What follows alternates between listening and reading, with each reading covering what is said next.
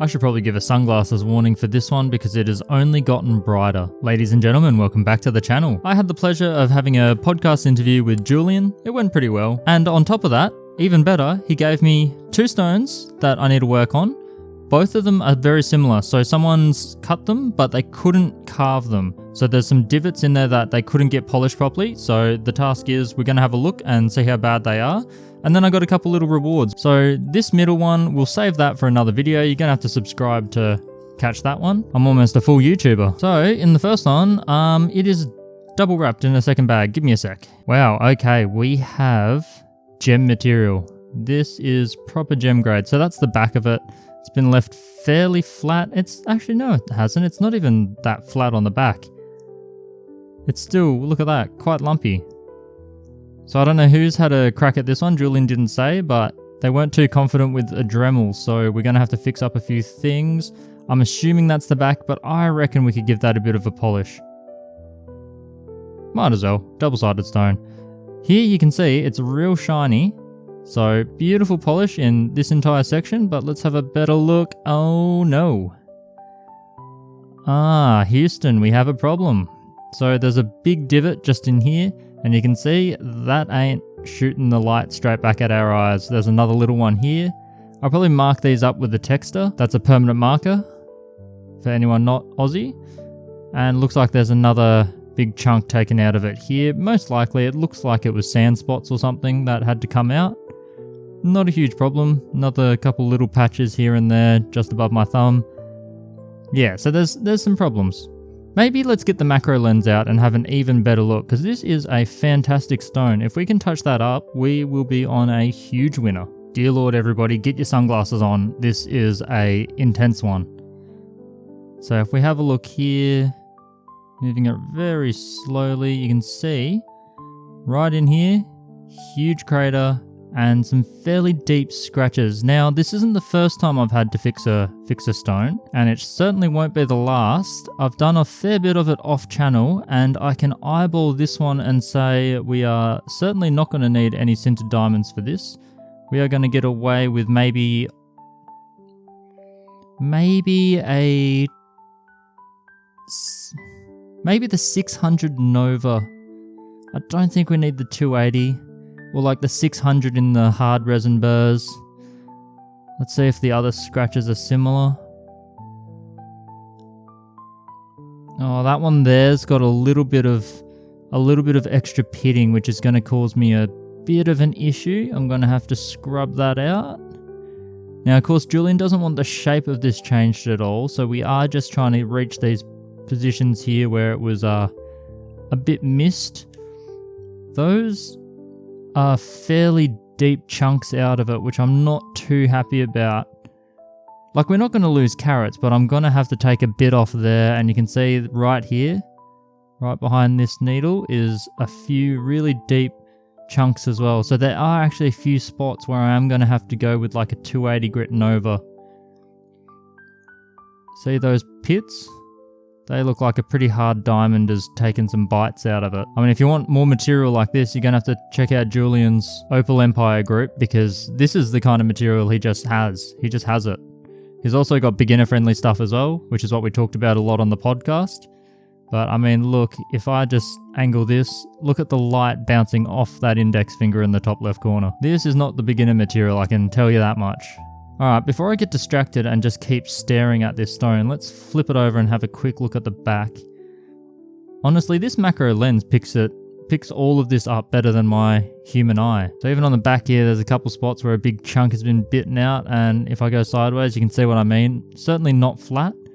So I'm not 100% sure what we're meant to do there, so I will give it a bit more of a scrub up and maybe just polish it anyway. Because that looks like decent color. There's a bit of a scratch over here. I don't know how that's happened. That almost looks like something scraped over the back, maybe while getting it off a dop stick. And it gets real lumpy up towards this end of it, which doesn't matter for us. We can polish whatever lumpiness we need to. So that other side should end up looking kind of like this. We get it nice and shiny. So even in the front face surface, there's still a few pits that I don't like.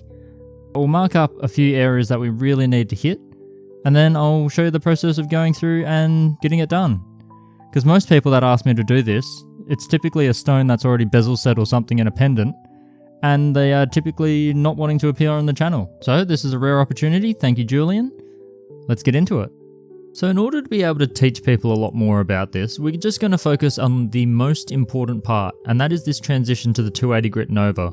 Once you can get this part nailed, you'll be perfectly fine. You can see here I've textured all the areas that I didn't like, including a lot of that pitting on the surface. There was a bit more than I thought once I looked at it with the loop, so quite a lot to get rid of. And I'm not going to speed up the footage. This is going to give you a real idea on how quickly you can get through this, or how slowly, depending on how you feel about it. For me, I felt like this one went pretty quick. It was good. The 280 grit Nova gets through it real fast, so you don't want to push too hard or for too long. But you do want to focus on the areas and don't go too far away from them.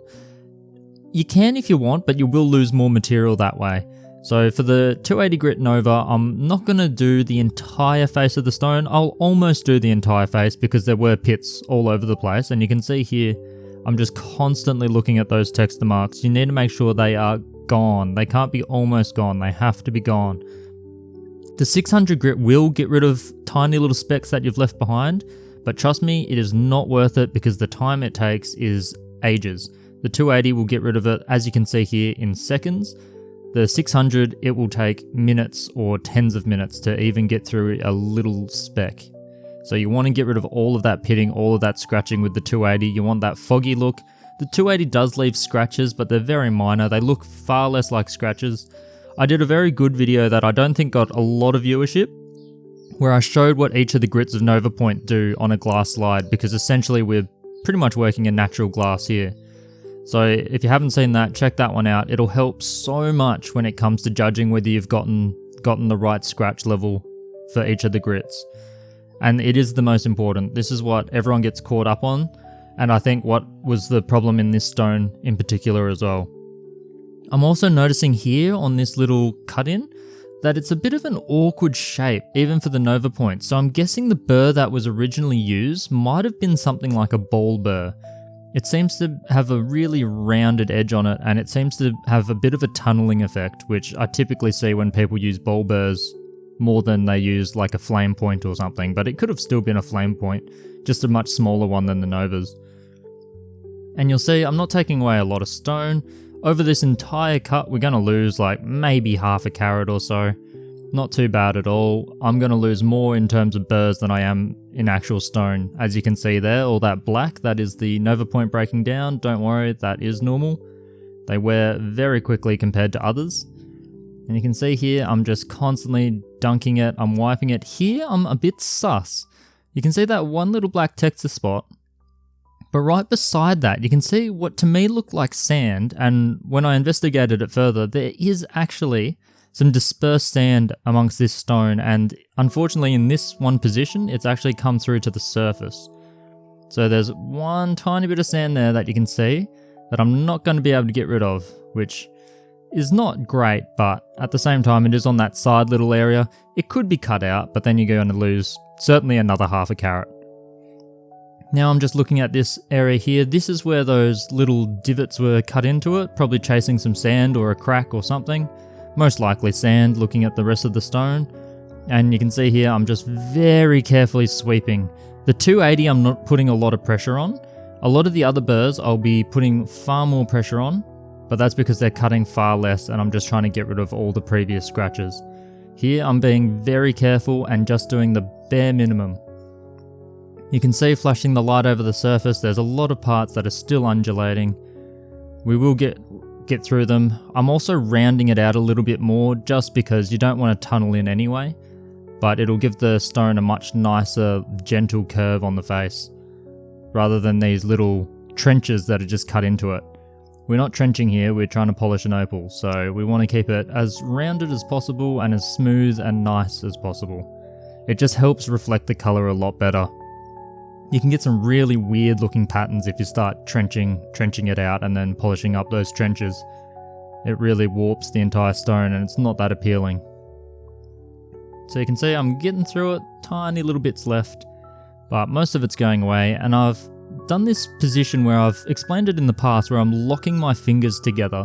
So between my two hands, I'm locking my fingers together, and that provides a lot of stability and accuracy when you're doing a lot of this. You can see it's the first thing I do when I dunk that stone, bring it back out, the fingers interlock, and then I'm back to touching the stone. It is so difficult to do if you've just got a floating hand and a floating Dremel. It's not good. The flex shaft does make it a lot easier. I couldn't imagine doing it with an actual handheld Dremel. You really need a flex shaft for this kind of work, especially when you're doing this intricate stuff.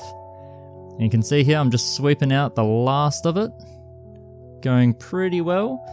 And I'm looking at it wet, flashing the light over the surface and thinking that it's looking pretty good. But no matter what, I'll always dry it at this stage, and look at that, I found some little dots. Some little spots that I didn't like the look of, so there's 4 on the face there, and then there was one edge that was a bit crackly on the back side. I don't focus on the back too much in this stone, but there was a little bit there, and another spot. There were some other issues, but we'll talk about those later. And then you can see here, I'm just going back and getting rid of them. Sometimes you can wash the texture off, and you miss a couple pores here and there. All the pores were just really deep, and the texture just didn't penetrate, so you have to go back and do it again. It's not a huge problem, just make sure you don't miss anything. And then here you can see those little dots, which unfortunately were those little sandy spots, which I can't end up getting rid of because there's more sand underneath them. Bit annoying. And with a crystal like this, that sand can shine through very easily because it's so clean. Which is probably another reason why the back should be left a little bit foggy. You can actually make it less transparent by keeping the back foggy. Kind of like when you've got a doublet and you put a black resin on the back, you can see that black come through and it gives it a bit of a darker crystal body tone. It doesn't turn it into a black opal, but it does give it a bit of darkness in that body tone if it's a crystal. So here I'm just going through and just trimming off these edges. Being careful to go with the edge and not across the edge, because the 280 grit resin can actually cause a little bit of splintering on the edge, which will basically just do the exact opposite of what I want. I'm trying to get rid of those little jagged edges. And ideally I wouldn't do this with the 280 grit Nova anyway. I'd probably do it with a 600 sintered, but I don't want to touch this with the sintered diamond, so we're just going to hit it with the 280 and see how we go. Tiny little spot on the back here that I want to get rid of. Unfortunately, there's another little tiny sand spot, and I realize I'm not going to polish up the whole back anyway, so I don't bother taking it too far. And then that is pretty much it. If you can get this part right, trust me, your carvings will be successful, and it'll just be a breeze. The later steps are not that critical. Sure, you really do want to get that nice shiny polish, but it's this 280 grit Nova that gets you there really. And you can see here, just for completion's sake, there's the 600 brown Nova, 1200 grey, 3000 rose, and then I'm finishing this one off with my super cerium oxide. This is a pure opal surface, so nothing's going to polish it as well as just hitting it with some cerium oxide.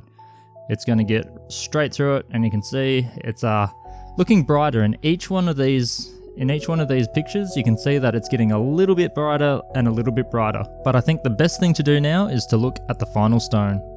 I should probably give a sunglasses warning for this one because it has only gotten brighter. Now we've only lost a fraction of a carat, but we have improved the stone dramatically. So if I just angle it here so that you can see the light go in, I would probably give this stone an 8.5 or 9 out of 10. There's a couple tiny things bringing it down from being perfect, and we can go over those now as well. So if you can see here, even with the macro lens, it's not picking it up, but there is a slight bit of sand that comes up into this little shoulder thing here. So I'm guessing the person had carved down into it and then realized it wasn't going away. And I thought I was seeing things, but if I get a torch and shine it through the stone, there is some dispersed sand in amongst the crystal. And because it is such clean crystal, if I put this white tissue behind, see that complete change? It is super clear. So those tiny imperfections can come through to the face if you look really carefully. There's also on the back, I didn't spend too much time on the back, but that little scratch crack thing there, it looks a little more serious than I thought, and it's going towards that tapering end. So even if you wanted to grind that one all the way out, you would start getting pretty thin at this edge. So that's not ideal either, but at the same time, having said that, it doesn't look unstable, and that is the back. I would have liked to have got the back as shiny as I did the front, but there's also a tiny sand spot in there, and that's attached to a bit of a string of dispersed sand throughout the stone.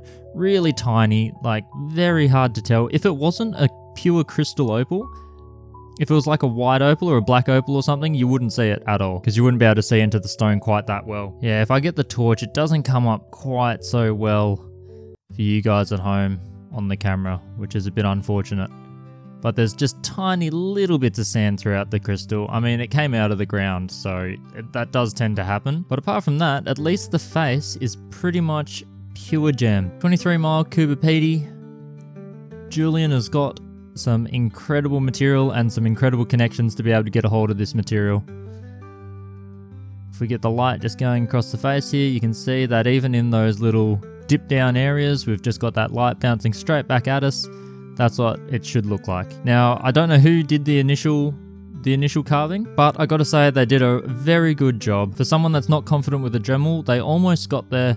It's really just those dips that I talk about during that carving section. That is the trickiest part for anyone not used to the Dremel. As soon as Jullian said that this stone needed a little bit of work, or that both stones need a little bit of work, and it's going to be a Dremel job, I knew it was going to be the little valleys in the face that were going to need the attention. So pretty much exactly what I thought. I had to work this on a little bit more than I thought I would. I thought it'd be one tiny little spot or something, but this had 3-4 little areas plus a bit of pitting in the face that I didn't expect. But you know what, after an hour and a bit, we get to here.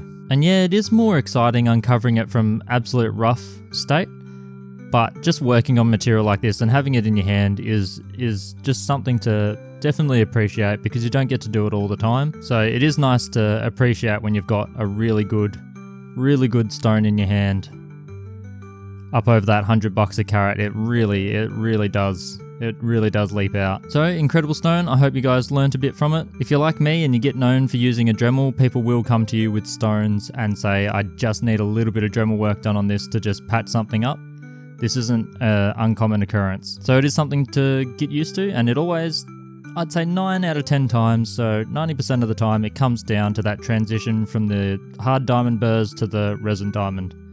That 280 grit Nova, or like the 600 in the hard diamonds that I use now, hard resin, those are the steps that are always lacking.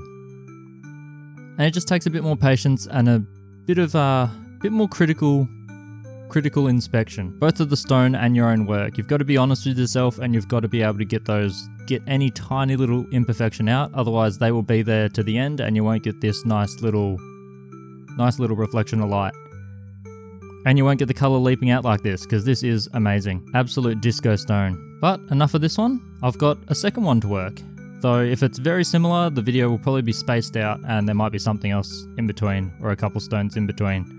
But I really do want to work more of this material, so I myself will probably have a look at Jullian's Opal Empire website and app and see if I can pick some up for myself, because this is really nice material to work, and I'm sure he's got more of it to sell, and hell, this stone might even appear on there and he'll probably sell this at some point as well. He's a lot less attached to stones than I am, and he's actually willing to sell them off, so if he gets the right offer, it'll probably be someone else's. But at least I'll always remember working it. Catch you later, guys.